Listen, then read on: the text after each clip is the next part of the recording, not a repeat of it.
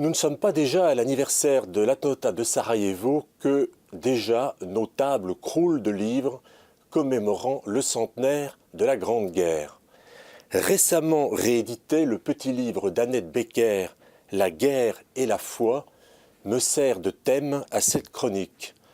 C'est un ouvrage remarquable qui, sur une période de 1914 à 1930, traite des thèmes de la mort et de la mémoire, avec en particulier un très beau chapitre sur les monuments aux morts. L'historien Paul Christophe poursuit l'interrogation dans un livre qui vient de paraître au Cerf, qui s'appelle 1914-1915, quand Dieu se tait. Son grand questionnement, c'est comment des nations aussi marquées par le christianisme ont pu s'entretuer dans la boucherie de la guerre de 14-18.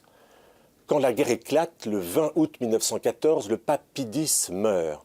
C'est donc son successeur, élu quelques semaines plus tard, Benoît XV, qui va être le pape de la Première Guerre mondiale.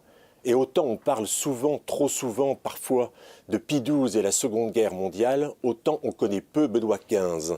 Marcel Launay, dans un livre qui vient de paraître, nous parle de ce pape qui a été souvent mal compris dans ses initiatives de paix, qui a affiché une neutralité et qu'on a soupçonné au moment des traités de Versailles de vouloir maintenir l'Empire austro-hongrois et qui a été tenu à l'écart des négociations.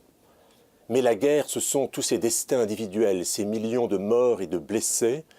L'un d'eux meurt dès les premières semaines, il est célèbre, c'est un écrivain emblématique, Charles Péguy. Jean-Pierre Rioux vient de publier La mort du lieutenant Péguy, dans laquelle il raconte très précisément, semaine après semaine, jour après jour, le départ de Charles Péguy, persuadé qu'il est le soldat de la République qui va faire taire les armes et livrer la der des der.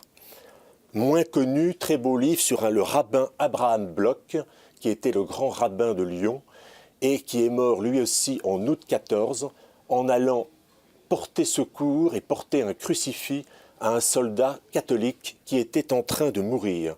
Et puis deux livres de fond, de rareté si je puis dire, le journal de guerre de l'abbé Achille Liénard, futur cardinal évêque de Lille pendant plus de 40 ans, publié aux presses du Septentrion, un livre extrêmement bien édité avec le facsimilé du texte du cardinal Liénard qui a fait toute la guerre.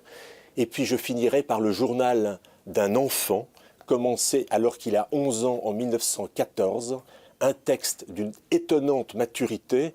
Cet enfant, c'est le futur théologien Yves Congar, né à Sedan, et avec ses dessins et son discours sur l'arrière de tout ce qui se passe, l'arrière du front, c'est un témoignage de première main absolument irremplaçable.